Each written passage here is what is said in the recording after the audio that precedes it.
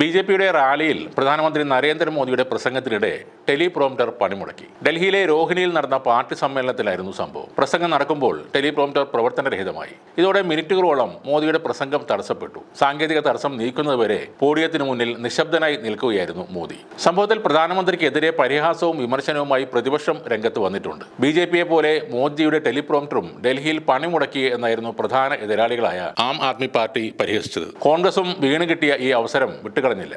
നിസ്സഹായനായ പ്രധാനമന്ത്രി പാതിയിൽ ടെലിപ്രോംപ്റ്റർ നിലച്ചു. അതോടെ ഒരു വാക്ക് പോലും ഉരുവിടാനാകാതെ നിൽക്കുന്നു അദ്ദേഹം. മോദിയാണ് എല്ലാം നിയന്ത്രിക്കുന്നതെന്നാണ് ആളുകൾ കരുതുന്നത്. എന്നാൽ ടെലിപ്രോംപ്റ്റർ ഓപ്പറേറ്ററുടെയും പ്രസംഗം എഴുതി കൊടുത്ത ആളുടെയും നിയന്ത്രണത്തിലാണ് അദ്ദേഹം ജീവിക്കുന്നത്. ഇതാണ് കോൺഗ്രസിന്റെ പരിഹാസം. അദ്ദേഹത്തെക്കുറിച്ച് പറയുന്നതെല്ലാം വ്യാജവും തട്ടിപ്പുമാണ്. ടെലിപ്രോംപ്റ്ററിന്റെ സഹായത്തോടെയുള്ള അദ്ദേഹത്തിന്റെ പ്രഭാഷണത്തിന്റെ സ്ഥിതിയും അതുതന്നെ. ഇങ്ങനെയായിരുന്നു തൃണമൂൽ കോൺഗ്രസിന്റെ മുൻ രാജ്യസഭ MP ജവഹർ സർക്കാരിന്റെ പ്രതികരണം. ടെലിപ്രോംപ്റ്റർ പണിമുടക്കിയാൽ മഹാനായ പ്രഭാഷകന്റെ സ്ഥിതി എന്ന അടിക്കുറിപ്പോടെയാണ് മാധ്യമപ്രവർത്തകൻ രവി നായർ ഈ പരിപാടിയുടെ വീഡിയോ സോഷ്യൽ മീഡിയയിൽ പങ്കുവച്ചത്. മൂന്നാം ഭരണത്തിലും സ്വന്തമായി 2 വരികൾ ഇന്ത്യയിലെ ജനങ്ങളോട് സംസാരിക്കാൻ കഴിയാത്ത പ്രധാനമന്ത്രി എന്ന പരിഹാസവും സോഷ്യൽ മീഡിയയിൽ വ്യാപകമാണ്. ഇപ്പോൾ മോദിയെ രൂക്ഷമായി വിമർശിച്ചുകൊണ്ടുള്ള ഒരു പോസ്റ്റ് ഫേസ്ബുക്കിൽ വൈറലായി മാറിയിട്ടുണ്ട്. അതിൽ പറയുന്നത് ഇങ്ങനെയാണ്: ഞാൻ എപ്പോഴും മോദിയെ കുറ്റപ്പെടുത്താറുണ്ടായിരുന്നു. പക്ഷേ ഇന്ന് ഞാൻ അദ്ദേഹത്തെക്കുറിച്ച് ചില അതിശയകരമായ കാര്യങ്ങൾ പങ്കുവെക്കാൻ ആഗ്രഹിക്കുന്നു. നിങ്ങൾക്കറിയാമോ, മോദിജി 2 പ്രാവശ്യം ജനിച്ചിരുന്നു. ആദ്യം 1949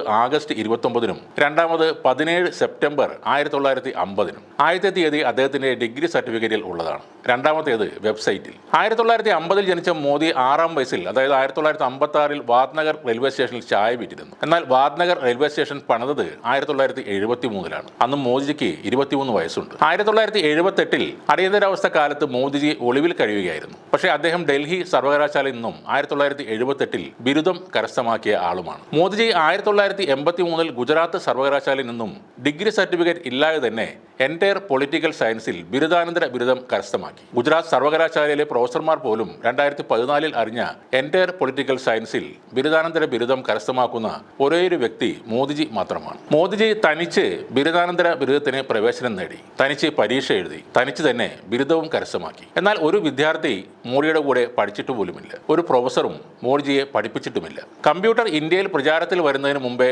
മോദിജിയുടെ ഡിഗ്രി സർട്ടിഫിക്കറ്റ് കമ്പ്യൂട്ടർ വഴി പ്രിന്റ് ചെയ്തിരുന്നു. മോദിജി ബിരുദം നേടുന്നതിന് 10 വർഷം മുമ്പും 78-ന് ശേഷവും ഡിഗ്രി സർട്ടിഫിക്കറ്റ് യൂണിവേഴ്സിറ്റി സ്റ്റാഫ് കൈപ്പട കൊണ്ട് എഴുതിയാണ് കൊടുക്കാറ്. 1978-ലെ മോദിയുടെ ഡിഗ്രി സർട്ടിഫിക്കറ്റിലെ ലിപിക്ക് വേണ്ടി ഉപയോഗിച്ചത് മൈക്രോസോഫ്റ്റ് 1992-ൽ അവതരിപ്പിച്ച ലിപിയായിരുന്നു. മോദിജിയുടെ ഡിഗ്രി സർട്ടിഫിക്കറ്റ് പ്രിന്റ് ചെയ്തത് ഓഫീസുകൾക്ക് ഒഴിവ് ദിവസമായ ഒരു ഞായറാഴ്ചയായിരുന്നു. ഇതൊക്കെ വായിച്ചിട്ടും മോദിജി ഒരു അമാനുഷികതയുള്ള വ്യക്തിയാണെന്ന് വിശ്വസിക്കുന്നില്ല എങ്കിൽ നിങ്ങളെല്ലാം രാജ്യദ്രോഹികളാണ് എന്ന് പറഞ്ഞുകൊണ്ടാണ് ആ പരിഹാസ പോസ്റ്റ് അവസാനിക്കുന്നത്.